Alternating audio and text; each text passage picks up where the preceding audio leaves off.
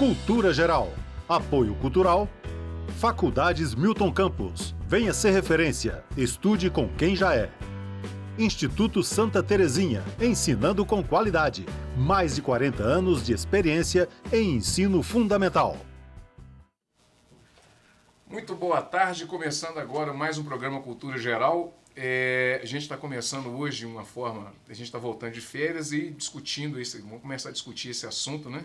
Faltou a vinhetinha que está todo mundo acostumado, mas é assim mesmo. Bom, a gente vai discutir essa situação da barragem de Brumadinho, e eu já estou confundindo, tem hora que eu falo Mariana, tem hora que eu falo Brumadinho, porque eu acho que as duas situações se confundem, né? Sejam todos muito bem-vindos, obrigado por nos receber aqui, me receber de volta aí dentro da sua casa, né? E com um assunto tão triste, né? A gente precisa tratar desse assunto, tratar dessa situação que a gente tem vivido aqui no estado de Minas Gerais, no Brasil, né? No mundo, o mundo está estarrecido, né?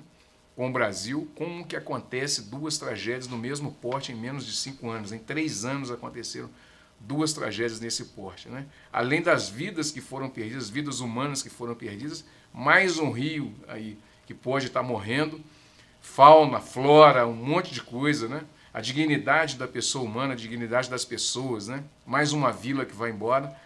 E talvez, né, venha aí mais uma fundação aí, renova, né, para poder revitalizar tudo isso aí e ficar aí mais 3 anos enrolando todo mundo. Sejam todos bem-vindos nessa sala de bate-papo.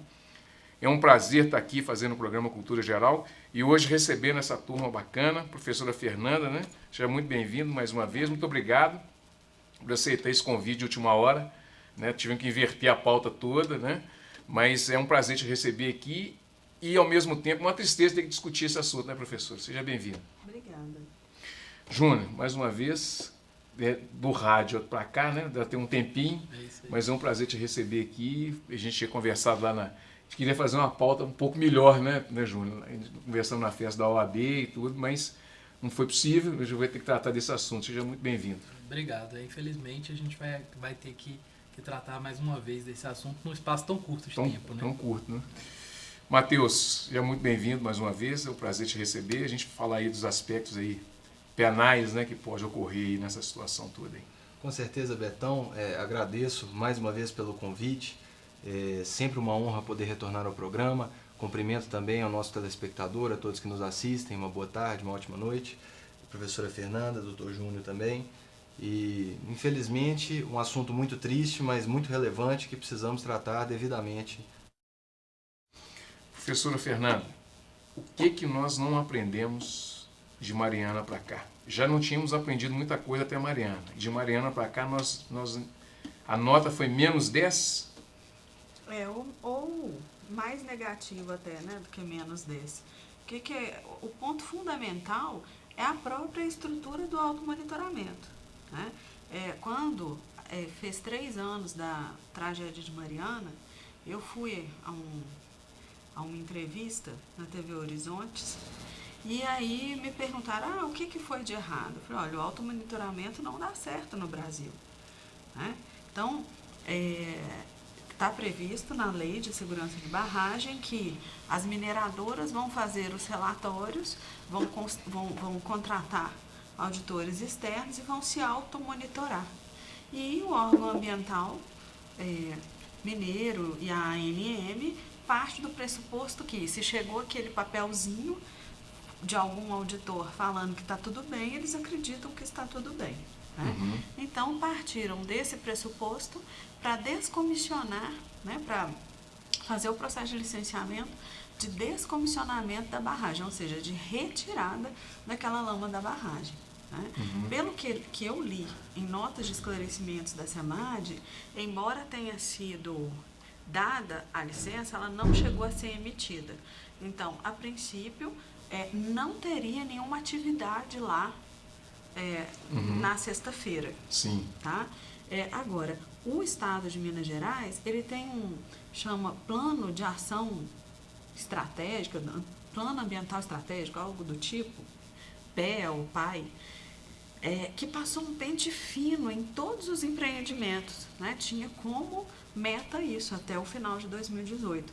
E engraçado é que passou nos pequenos e médios igual a tsunami, pegando todo mundo. e um grande desse não passou.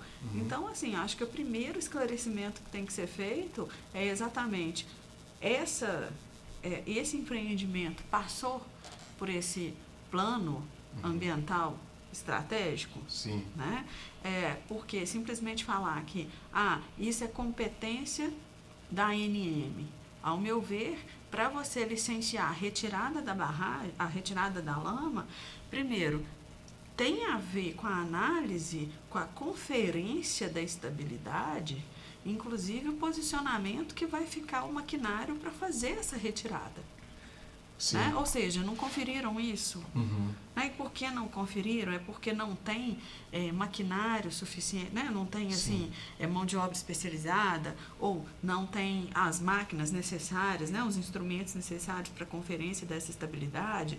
Né? Assim, como advogado, eu não sei falar tecnicamente o que seria necessário para conferir a estabilidade da barragem no processo de licenciamento do descomissionamento. Mas, partir do pressuposto que um papelzinho garante a estabilidade, eu acho temerário.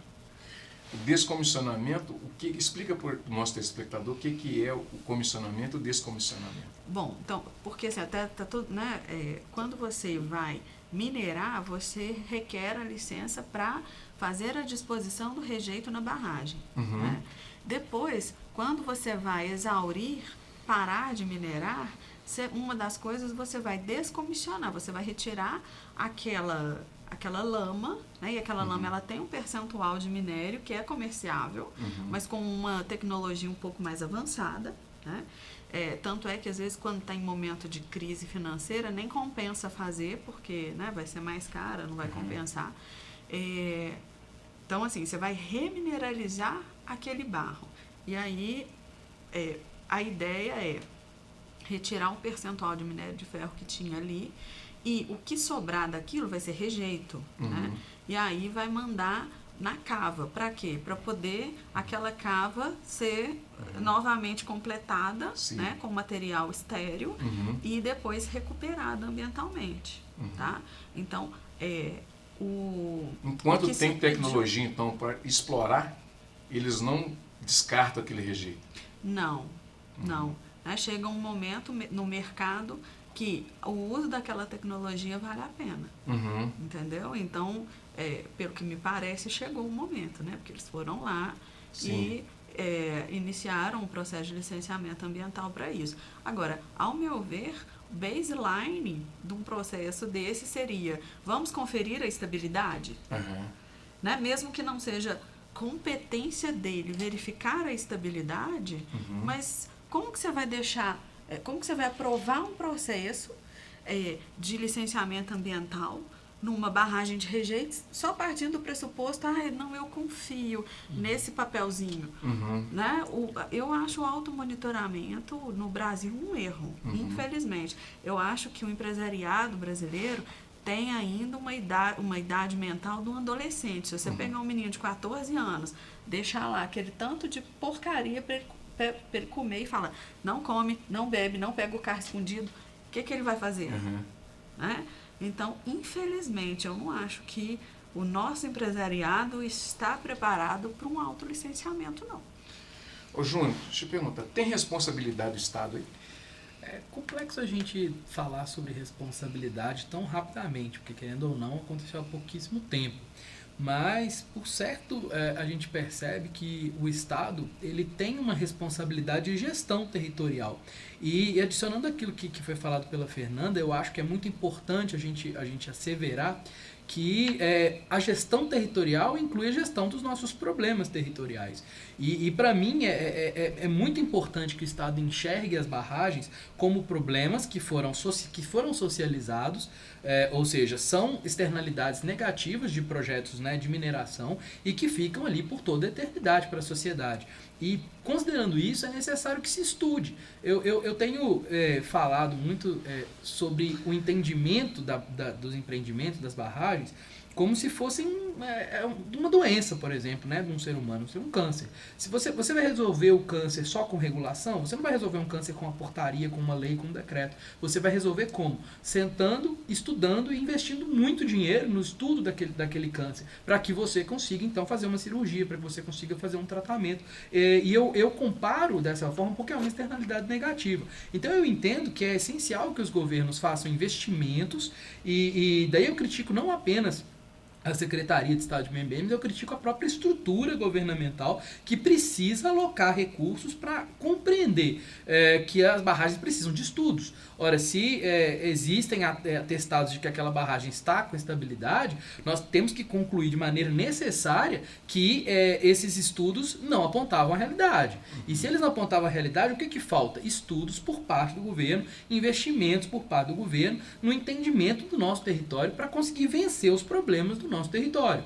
Então eu entendo que o Estado, até certa medida, tem uma certa responsabilidade sobre o acidente, uma vez que o que aconteceu é fruto de uma falta de governança. E eu não quero dizer que as pessoas em si do Estado são diretamente responsáveis, mas que é uma responsabilidade da própria sociedade em gerir o seu território. Então eu entendo que é uma coisa que a gente tem que começar a observar mais enquanto sociedade e que, né, o fato de termos tido duas situações muito semelhantes de rompimento e gerado tantas mortes nos faça pôr a mão na consciência e encontrar, de repente, alternativas para se gerir esse território de maneira mais adequada, com estudos para que a gente possa compreender, né, quais são os problemas que têm levado essas barragens a se romper. Porque se os problemas são especificamente de gestão, isso tem que ser apontado e tem que se melhorar a gestão. Mas muitas vezes podem ser outros problemas. Então, assim, o estudo é essencial, os investimentos no entendimento desses erros são essenciais, porque é a partir daí que a gente vai conseguir ter convicção de que esse território está tranquilo para ser habitado.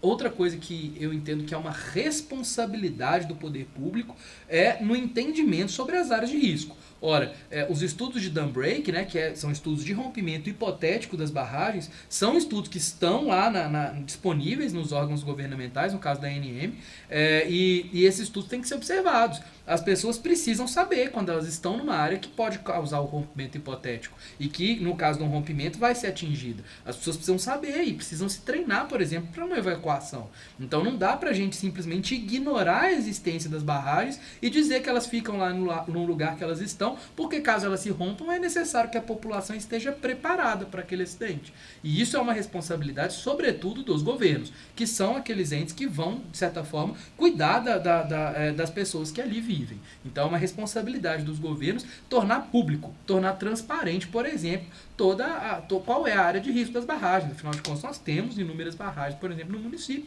e a gente não sabe exatamente quais são as áreas de dam break, por exemplo, no caso de Nova Lima.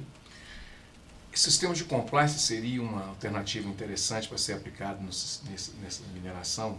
Eu acho que agora, daqui para frente, é esse. Sem dúvida, a compliance é essencial, mas eu concordo com a Fernanda quando ela diz que o automonitoramento é muito perigoso, porque o automonitoramento nem sempre apresenta resultados, como a gente viu, né, não foram resultados efetivos. Uhum. Obviamente, nós temos que entender por que eles não foram efetivos, encontrar os erros para a gente evitá-los. Mas o automonitoramento que foi implementado após o rompimento da barragem de Fundão não serviu para impedir o rompimento da barragem em Brumadinho. Então isso é uma constatação, é um fato. Uhum. O automonitoramento não serviu para resolver o problema. O que a gente tem que fazer agora é entender o porquê e criar novas estruturas de governança, sem dúvida.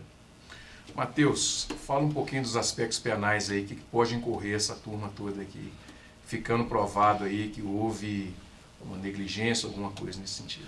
Olha, Betão, do ponto de vista criminal, certamente haverá uma ação penal pesada buscando quem foram os culpados, se alguém foi eventualmente negligente, que ao que parece houve negligência nesse caso, buscando efetivamente punir aquele que errou no caso concreto. É sempre importante mencionar para o telespectador que em sede de processo penal, no âmbito da justiça criminal, não existe essa responsabilidade objetiva, que seria aquela coisa do o fulano proferiu um parecer, então ele imediatamente está condenado criminalmente. Na área criminal não existe isso, então a responsabilidade ela é subjetiva. Tem-se que apurar aquele que realmente foi o culpado pela situação, e sempre que a gente fala de matéria criminal, tem que tomar um certo cuidado, porque são muitas vidas que foram perdidas, são efeitos devastadores para o meio ambiente. Então, sempre há aquela tendência da pessoa de se sentir uma vítima, de se solidarizar e de avaliar a situação com a emoção. E nós, da parte técnica do direito, temos sempre que tentar analisar com parcimônia, tentar analisar da forma mais racional possível. O que eu tenho certeza é que até então não existem provas para apontar, foi efetivamente a empresa, foi o Estado, quem foi um agente do Estado, foi quem deu um parecer pela regularidade da barragem. Ainda não há, isso vai ter que ser apurado efetivamente num processo penal. Mas é importante sempre lembrar também que o direito penal, a pena efetivamente, X anos de prisão, 10 anos, 20 anos de prisão, isso chega depois que o estrago já foi feito. Então, sempre mais importante do que punir, garantir uma pena, né? Sempre mais importante do que punir, do que remediar, é evitar que aconteça, é evitar a causa daquilo, é fiscalizar. Porque depois que obviamente depois que o bem jurídico, depois que a barragem já rompeu, que várias vidas já foram perdidas, é importante sim, isso não pode passar impune. O direito penal tem que agir, mas mais importante do que isso é evitar que ocorra, evitar que vidas sejam perdidas, evitar que o meio ambiente seja lesionado. Com relação a crimes, certamente serão apurados crimes de homicídio, muitos homicídios, por sinal, crimes da Lei de Crimes Ambientais, terá aí mortandade de animais, crimes contra a fauna, a flora, poluição das águas. Então haverá uma série de crimes aí a serem apurados nesse lamentável fato que aconteceu em Brumadinho. Professora Fernanda, antes de a gente fazer um intervalo, queria te perguntar os danos causados por esse impacto aí, desse rompimento, serão permanentes, como foi em Fundão? Não existe possibilidade de... Porque a cidade está praticamente ali, foi quase que tomada, né? Essa é uma parte. Bom, quando a gente trata das técnicas de valoração, né, de um dano ambiental, sempre se parte do pressuposto de que o status quo ante, voltar ao estado como era anteriormente, é impossível em qualquer dano ambiental. Né? Então, voltar com todos os micro-organismos, todos os peixes, toda aquela ictiofauna, tudo do jeito que era, já não pode mais, né? Já não é mais viável. Então, eu até assim, hoje, a cada vez mais, eu gosto de uma tese do Ministério Público do Rio Grande do Sul, que lá no início dos anos 2000, teve uma tese muito interessante no vazamento do petróleo, lá próximo a Canoas, no caso da Refap.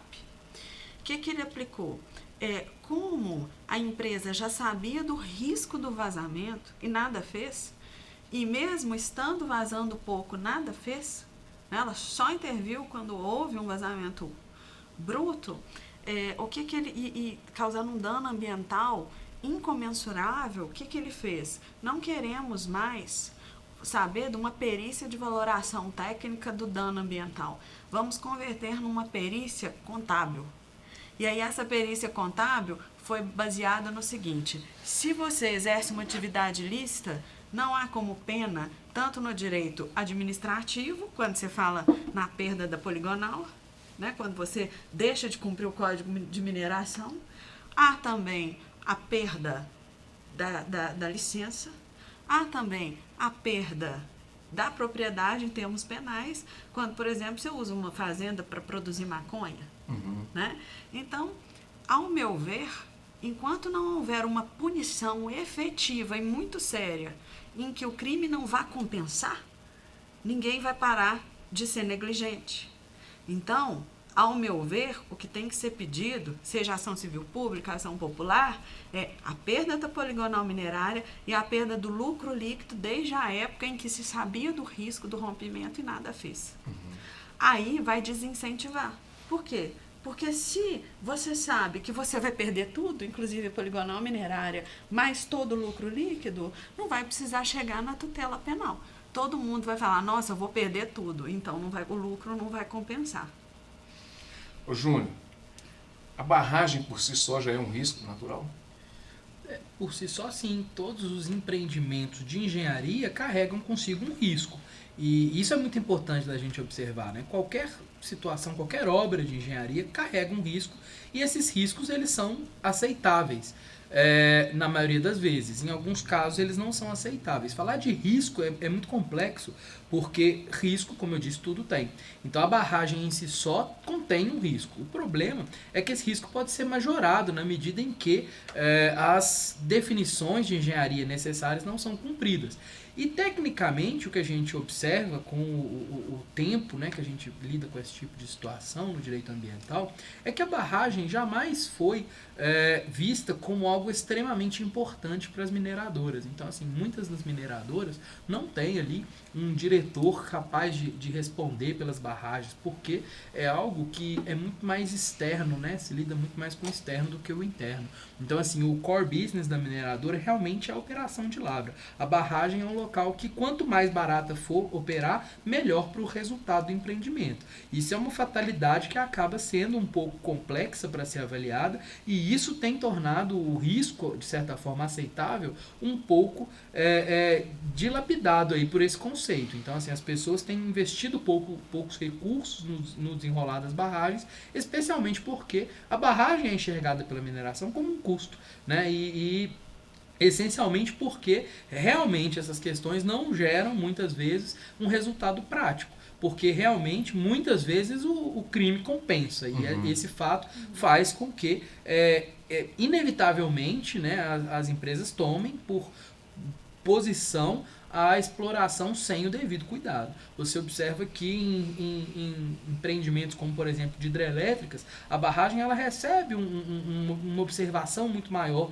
uma importância muito maior, e é muito mais raro você ver esse tipo de empreendimento, por exemplo, de barragem, ter esse tipo de colapso. Porque são empreendimentos em que a barragem ela assume ali uma responsabilidade muito maior da operação. No caso da mineradora, realmente, de fato, a gente observa na própria estrutura da mineradora que os responsáveis pela barragem se encontram muito abaixo no organograma geral do que aqueles responsáveis por outras áreas, como da lavra, por exemplo. Então, assim, isso de fato tem sido uma realidade nas mineradoras, especialmente porque esse risco, né, tem sido assumido. Então, eu acredito que, por mais que todas, né, até para concluir, por mais que todas essas obras de engenharia, como as barragens, tenham o seu risco que é considerado, não existe hoje no nosso país uma avaliação sobre qual é esse risco aceitável.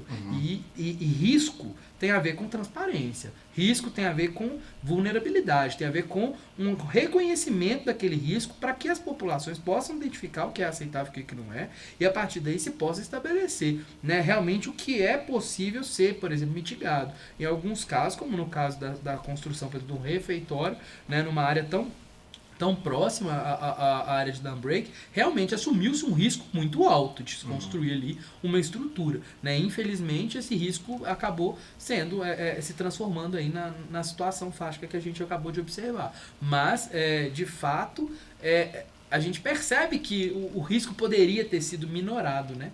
A gente percebe que esses riscos têm várias formas, têm várias tecnologias e estruturas e métodos de engenharia capazes de mitigar esses riscos e que não têm sido observados. Muito bem. Deixa eu fazer um intervalinho, tomar uma aguinha, daqui a pouquinho a gente volta com mais Cultura Geral.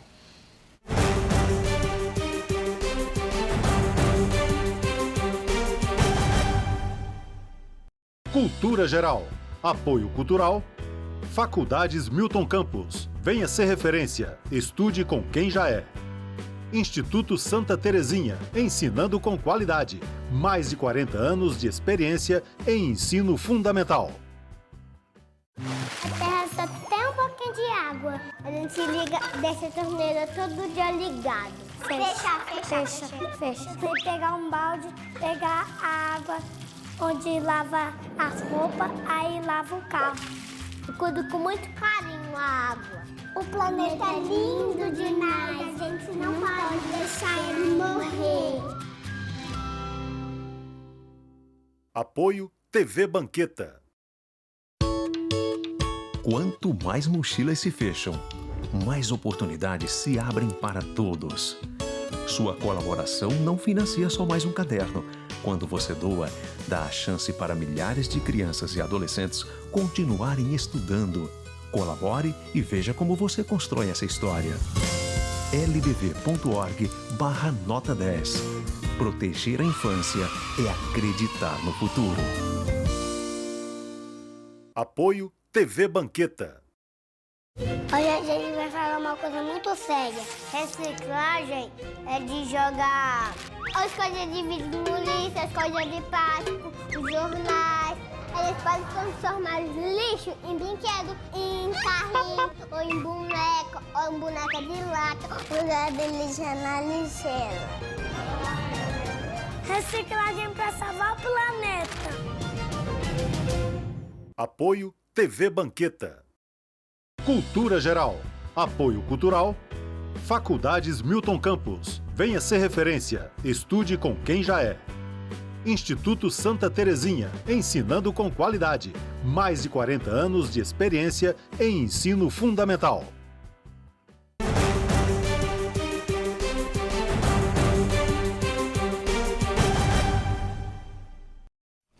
Bom, de volta com Cultura Geral. O Matheus, deixa eu rolar uma bola para você direto aqui. Quais os direitos assim que as famílias, quais ações que as famílias podem entrar aí contra o empreendimento? Se é que pode, né? Só civil ou tem penal também? Ela pode entrar?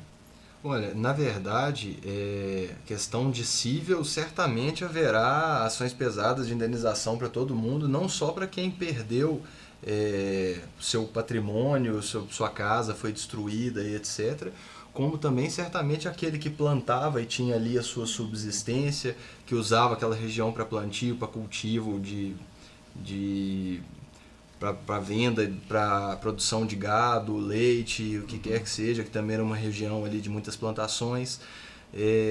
Efetivamente a perda do familiar, isso tudo gera uma indenização, um direito à indenização. Mas do aspecto criminal, quem propõe não são as famílias, né, numa ação desse porte. Quem propõe é o Ministério Público, a titularidade desse tipo de ação penal é do Ministério Público. E certamente haverá por parte da Polícia Civil, do Ministério Público, uma averiguação pesada disso, até em nível federal também, Polícia Federal. A própria Procuradora-Geral da República, Raquel Dodge, já afirmou que o Ministério Público Federal está de olho e vai investigar também os acontecimentos. Então, nesse aspecto criminal, a titularidade é do Ministério Público. Não é necessário que a vítima, que o prejudicado, procure e proponha uma ação, por exemplo, como é no caso do cível. O Ministério Público, na condição de representante da sociedade, o fará. E com relação aos executivos da empresa, eles podem sofrer algum tipo de sanção? Olha, com relação aos executivos, o presidente, por exemplo, da Vale. Sim. Como eu havia dito, não existe no âmbito criminal essa coisa do presidente, então está condenado criminalmente. Isso não é possível pela nossa legislação criminal. É possível averiguar se essas pessoas agiram em conformidade, porque vamos supor um presidente seja da Vale, seja de qualquer grande empresa. Ele obviamente que não é ele que cuida diretamente de todas as questões que acontecem dentro da empresa, porque a empresa é muito grande. Não tem como todas as coisas da empresa passarem por essa pessoa. E é por isso que a empresa delega cargos. Existe abaixo do presidente um CEO, existe uma outra pessoa que é responsável por isso, um departamento daquilo. E todas essas pessoas possuem responsabilidades muito grandes. Então, obviamente, se for detectado ao longo da ação penal que o fulano agiu com uma negligência com relação a isso, não fiscalizou, ou que ele sabia do risco daquilo ali acontecer e aceitou esse risco, aí efetivamente pode acontecer uma sanção criminal. Mas só se realmente restar provado que aquela pessoa agiu com falta ao seu dever de cuidado efetivo. Professora Fernanda, por que, se a gente conseguir responder isso, por que a gente estava falando há pouco tempo, agora nos bastidores antes, que tem empresas, igual veio essa israelense, e tem empresas, por exemplo, canadenses e de outros lugares e tal, que tem tecnologia até para prevenir esse tipo de ação. Por que não utilizar isso? É porque é muito caro mesmo? Porque, por exemplo, o sistema utilizado para construir uma barragem da forma que é feita é barato, e um sistema, por exemplo, canadense é muito caro? Seria isso? Na realidade, o que as empresas fazem é qual que é o seu custo, né? Qual que vai ser o custo para efetivar aquela sistemática X ou Y de tecnologia. Que eles, né, o que toda empresa quer é o lucro. Então, se a contratação de um canadense vai me restar menos lucro do que um método brasileiro tradicional, obviamente eu vou adotar um método brasileiro tradicional. Mesmo porque o risco, por exemplo, de eu perder a minha atividade, no Brasil, infelizmente, é mínima, né? Por quê? Porque não se utiliza esse raciocínio de que se você efetivou a atividade de maneira ilícita, você pode perder aquela atividade. E essa questão do automonitoramento, nós temos 688 barragens em Minas Gerais. E a SEMAT, né, junto com a ANM, fala que 677 tem certificado de garantia. Mas se o certificado de garantia de 677 for tão bom quanto a da Samarco e o da Vale agora, em Brumadinho, a gente está perdido. São 688 barragens que potencialmente estão para explodir. Ninguém vai fiscalizar, ninguém vai revalidar esses certificados, e geralmente os auditores estão na Alemanha, estão na Suíça, estão na França. Como que fica o processo de responsabilização criminal deles lá? Júnior, política de resultado. Essa política de resultado, com essa capacidade que você estava falando, que as barragens para as mineradoras, ela é um custo, ela não é uma ação efetiva de aferição de segurança, ela é um custo que é colocado no papel, e essa política de resultado voraz, com consumo envolvido e tal, é um fator predominante para isso também? Para esse tipo de acidente acontecer? Sem dúvida, a exploração de forma voraz, ela gera resultados negativos, né? A gente sempre tem que enxergar que quando se trata de meio ambiente, a gente precisa tratar das externalidades, que são um conceito econômico muito simples. Basicamente, toda atividade que é feita, você tem resultados externos àquele negócio. Então, você tem resultados que vão ser para o meio ambiente, vão ser para a sociedade. A sociedade vai pagar uma parte. Quando você faz, por exemplo, a criação de bovinos, você tem ali um consumo de água muito grande. Quando você tem uma barragem, você tem riscos ali associados. Quando você tem qualquer exploração de qualquer atividade, tecnicamente, você tem impactos que são pagos pela sociedade. E não é porque o nosso meio ambiente é muito pujante, nossa natureza é muito pujante, que nós temos condições de suportar todos os impactos. A resiliência do nosso meio ambiente tem sido posta à prova. E isso é inevitável, porque são externalidades que estão acontecendo. A utilização, quando você tem uma exploração econômica, você gera as externalidades. O que deve fazer o direito, na verdade, isso é uma doutrina, de certa forma, que todo o direito internacional entende dessa forma. O que deve fazer o direito é justamente fazer com que o empreendimento tenha o menor número de externalidades possível e que essas externalidades sejam compensadas de alguma forma. Aliás, o processo de licenciamento ambiental significa justamente isso. Fazer com que a sociedade entenda que se esses impactos devem ou não ser aceitos, devem ou não ser aceitados pela comunidade. E nesse sentido, o que eu percebo é que há uma quebra nesse diálogo. As pessoas não conseguem enxergar externalidades dos empreendimentos. E a falta de visão sobre essas externalidades faz com que os empreendimentos aparentemente tenham um lucro enorme, mas o que está sendo ali no resultado não é o lucro. O que está sendo voltado ali como resultado é porque ela está ganhando dinheiro sobre aquelas externalidades que ela não está compensando. Isso nós vemos todos os dias com os empreendimentos, por exemplo, de pecuária, que são empreendimentos que têm um consumo enorme de água, mas como essa água não é contabilizada no processo, você está ali, né, gerando um volume enorme de efluentes, mas isso não é contabilizado no processo. Então, se isso não está contabilizado no processo, você embolsa aquele lucro, mas aquilo não é um lucro. Você está simplesmente embolsando um valor que a sociedade vai ter que pagar mais na frente pelo tratamento daquele resíduo. E aí, todos os nossos negócios, como a gente tem uma natureza muito pujante no Brasil, a gente tem um vigor natural enorme,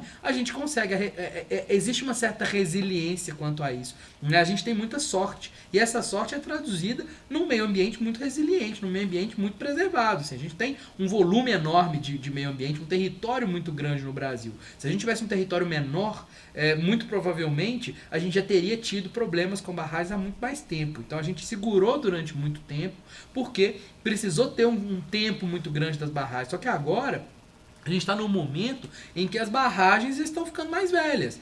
E a partir de agora, o que a gente deve esperar é que haja um aumento significativo na curva de situações de rompimento.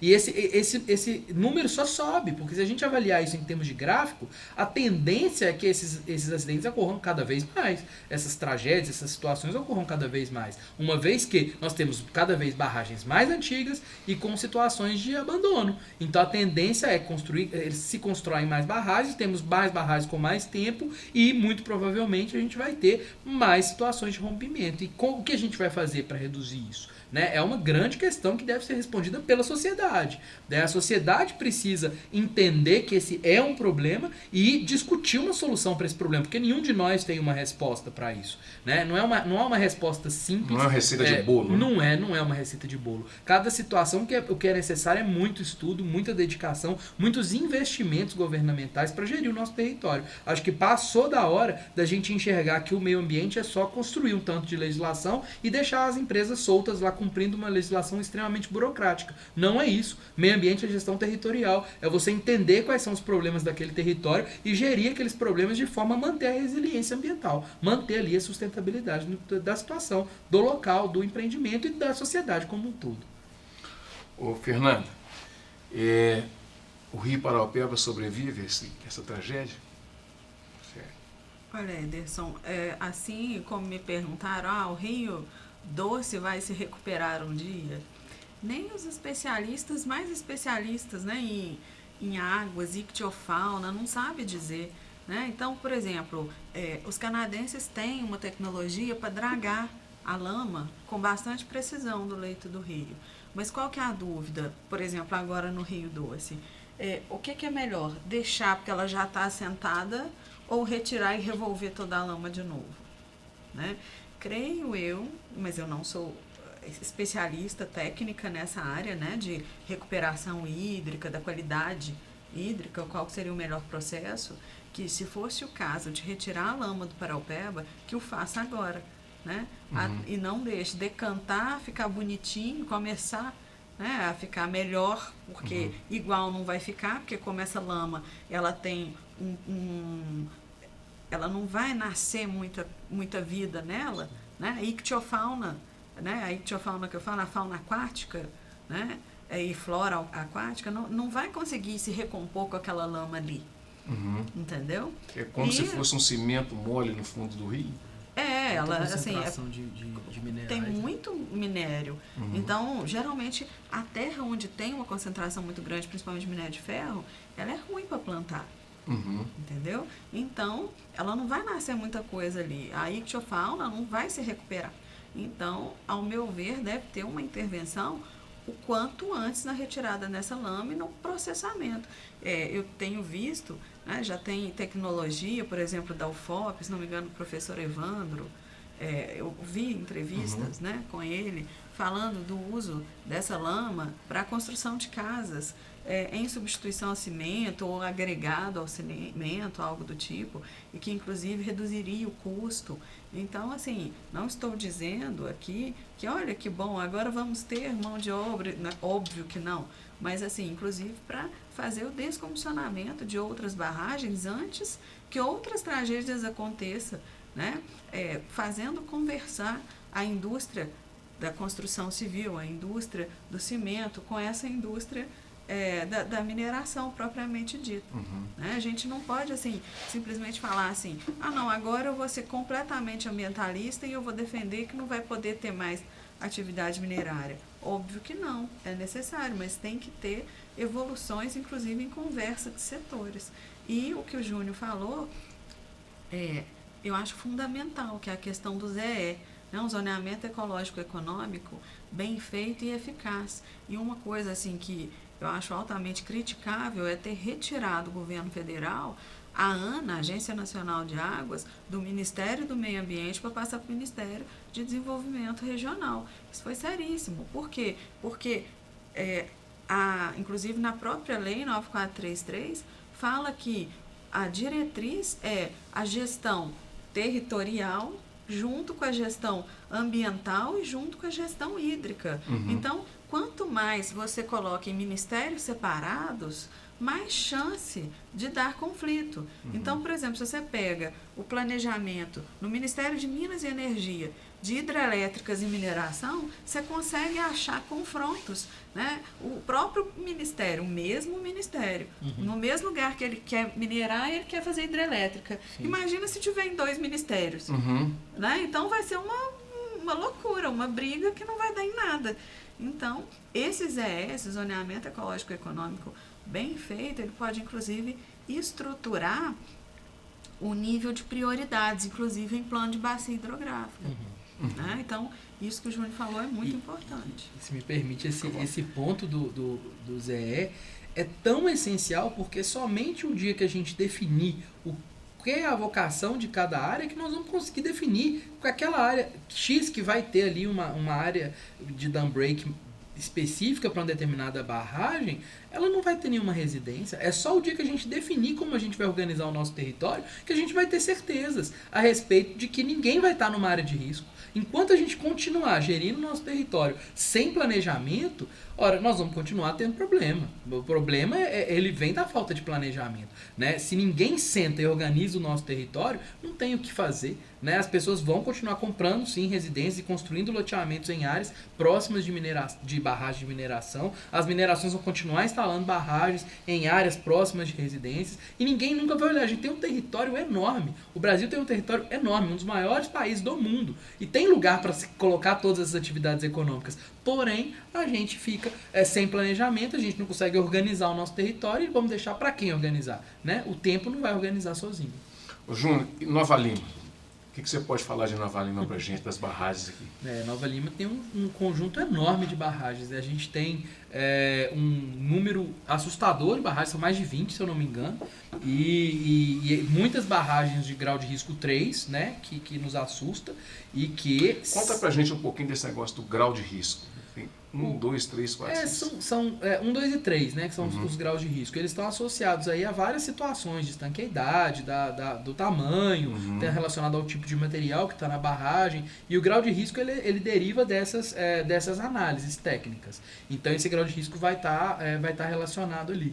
E essas barragens, dependendo desse grau de risco, vão ter ali seus controles específicos, né? E a gente tem um volume muito grande de barragens no território da cidade de Nova Lima e estão todas no entorno, né, da cidade. Eu nunca sentei para avaliar qual seria a zona impactada numa ruptura hipotética, mas de fato a gente percebe pelo relevo que a parte da cidade, a parte central da cidade é uma parte muito baixa e que essas barragens se encontram, muitas delas, em partes superiores. Então eu acredito que é algo que chama atenção, né? Como aconteceram já várias situações de rompimento no estado, eu acho que seria muito importante que o município se preocupasse em avaliar, né, quais são essas barragens, qual que seria essa área de risco e a partir daí traçar mesmo um plano para se lidar com isso. Seja um plano exigindo que essas mineradoras elas tenham um projeto de evacuação, que as pessoas que estejam relacionadas às áreas de risco possam ser avisadas disso,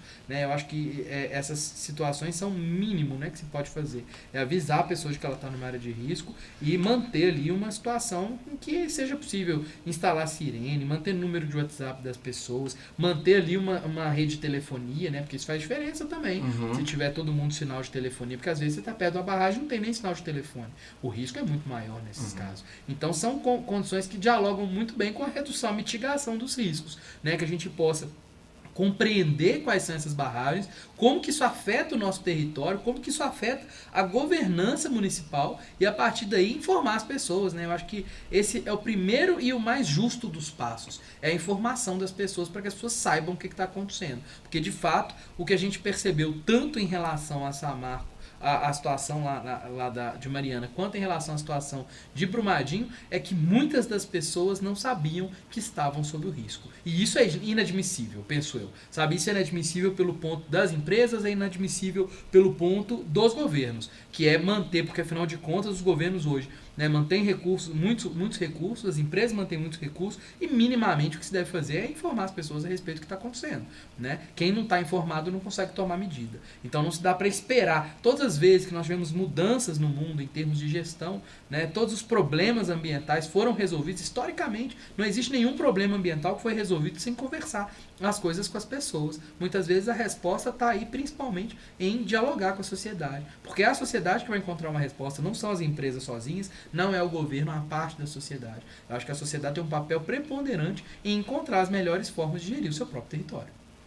Matheus, para a gente encerrar,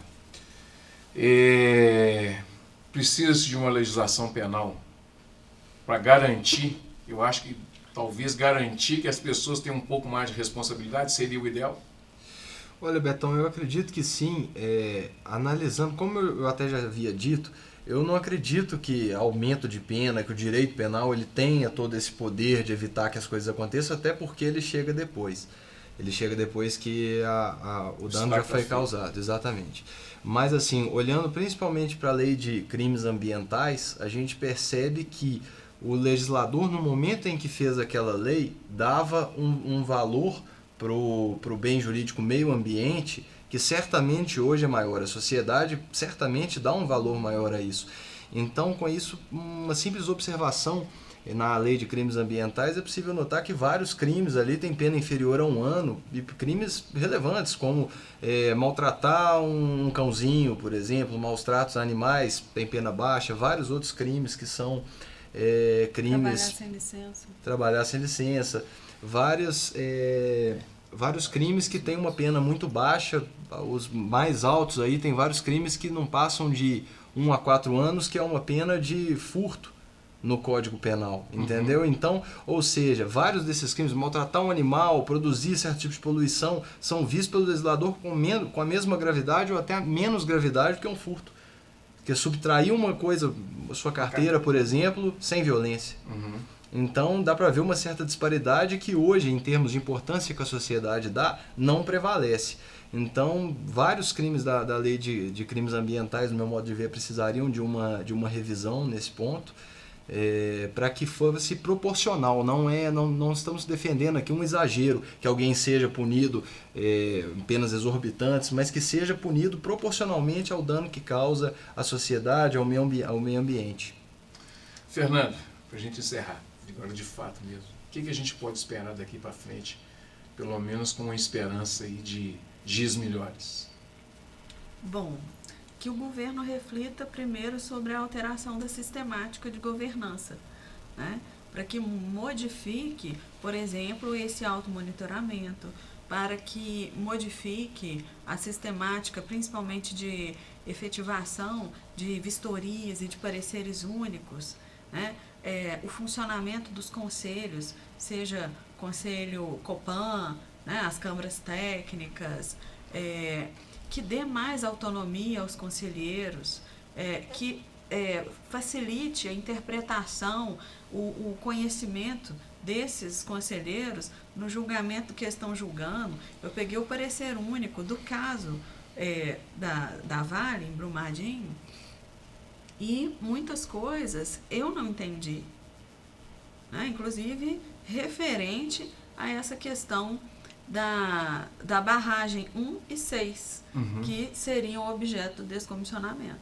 Então, algumas coisas ali eu não entendi. Eu já tenho 17 anos em direito ambiental, mas não sou geóloga, não sou engenheira para poder entender aquele vocabulário. Tá? Então, acho que toda a sistemática de gestão mesmo deve ser alterada para evitar esses riscos. Muito bem. Júnior, muito obrigado pela sua participação, viu, mais uma vez, né? Do rádio até aqui foi um caminho longo, mas um programa proveitoso, né? Triste, mas proveitoso. Gente, chegamos ao final aí do programa Cultura Geral. Amanhã estaremos de volta. Vamos falar amanhã da influência das redes sociais e canais de informações como o YouTube na vida dos adolescentes e dos pré-adolescentes. Um grande abraço e até amanhã, se Deus quiser.